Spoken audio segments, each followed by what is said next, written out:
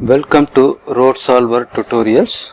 In this tutorial we are going to discuss how to create the quantity report for earthwork and pavement together with design.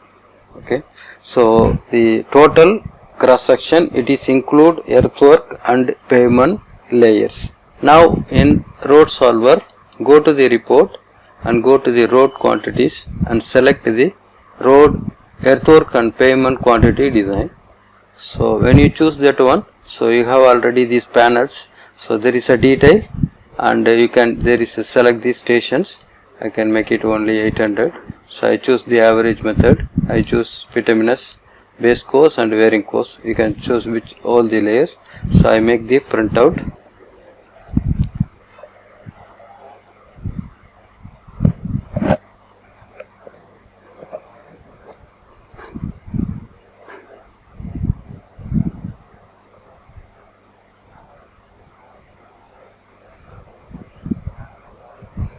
Now the report will be generated.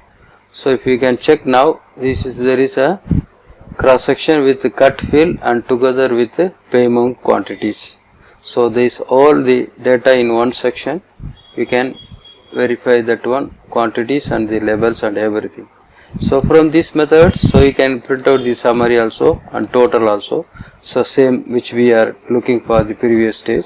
So there is a type of calculation method. You can choose a 0 point method or average method, which one is required. This is a method to create the earthwork and pavement layers volume from Road Solver. Thank you.